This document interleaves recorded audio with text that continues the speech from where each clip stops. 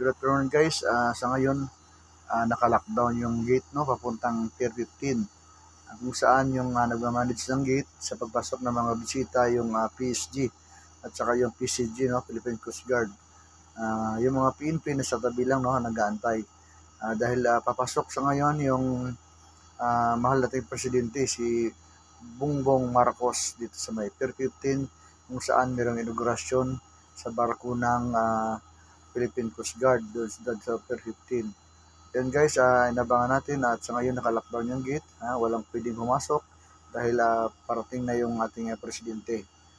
So ngayon guys, nakikita nyo sa video yung mga Philippine Coast Guard, sila yun ang haharang sa mga pwedeng gustong pumasok dito sa gate. At saka yung mga PNP na sa tabi lang at saka yung ganun din yung mga port police no, nagsitulungan upang sa safety and security ng ating presidente. Ayun guys, sa ngayon ay nabangan no, ang pagpasok ng ating mahal na presidente na si Bongbong Marcos.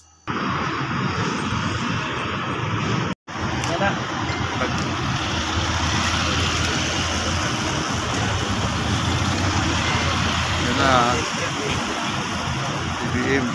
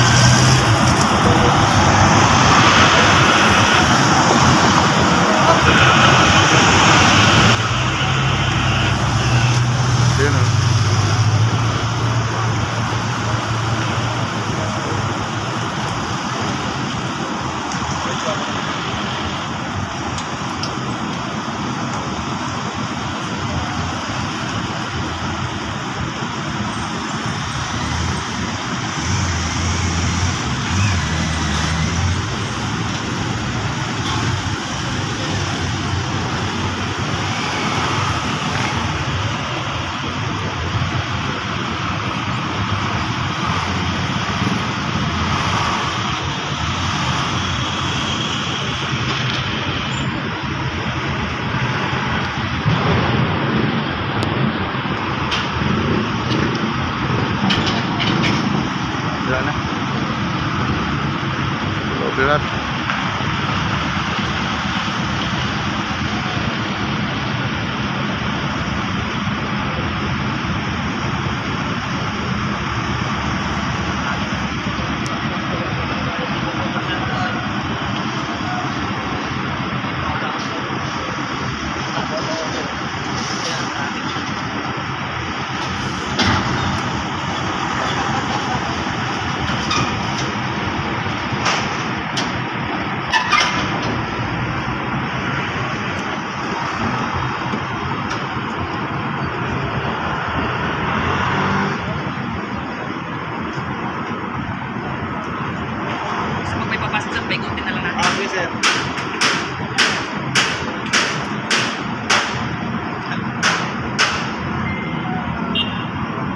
Yun ata lahat eh.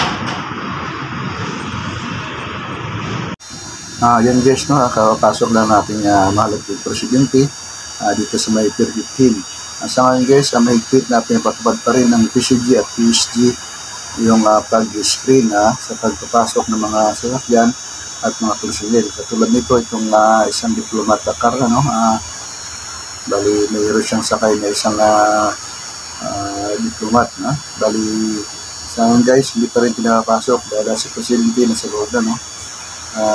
Kahit na diplomat siya, hindi pa rin siya pinapasok. Sinisigurado muna yung sa loob kung anong advice kung papasokin daw, hindi. Bali yung PSG yung nag-manage guys no, siya nagko-control kung papasokin ba hindi at binabato sa pro radio sa mga PSG na nandito sa may gate 1. Sa ngayon guys, naka-hold yung isang diplomat at piniverify pa kung pwede na siya pumasok yes no. Ganon din yung mga security no ng PPE, hindi basta-basta makapasok sa loob. Kailangan lang kung pwede rin makapasok, bali ano lang maglakad lang on foot, iwan yung mga sakyan at papunta doon sa loob ng opisina. Katulad nito ngayon, may isa rin nakamotor yan yung isang port police. Kung sana walang walang pinipili itong mga PSG at PCG kasi tulad na rin niya sa ating para sa safety at security ng ating mahal na Presidente Bongbong Marcos. Kaya pinapatupad nila yung pinakamahigpit para sa pag-secure at sa pag-safety ng ating Presidente. Yan guys, naka-hold pa sa ngayon yung isang diplomat car, hindi pinapasok. Yung mga pinipin sa pidala sa dulo, pagkantay lang, para sa secure ng ating Presidente.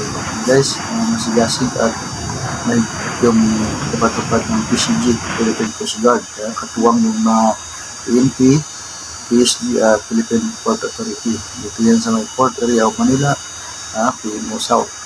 Okay guys, atin na natin panoorin yung simpleng video. Katulad dito is mga food panda, food panda delivery. May deliver siya doon sa Metro 13, pero naka-hold siya ngayon. Binibiro ko namin na kami na lang babayad, kasi pag i-cancel to, siya rin kawawa. Kaya yun, pinatawagan niyo yung may-ari ng deliver, lumabas na lang para kunin yung kanyang delivery. Yan yun, isang delivery din ako. Okay guys, ito yung video ko. So you, like and share, at pakifollow na lang yung page yun, para sa dagdag natin na video update na mag-notify sa inyong mga wall. Thank you very much. Ito po ako pala sa mga guard dito. Go! Po, may ikot si sir. Boss! May ikot si sir, boss.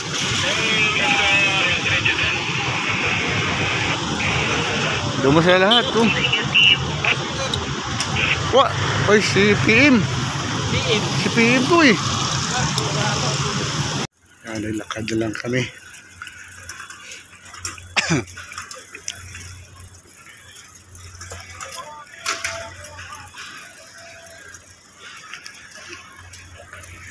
Lakad.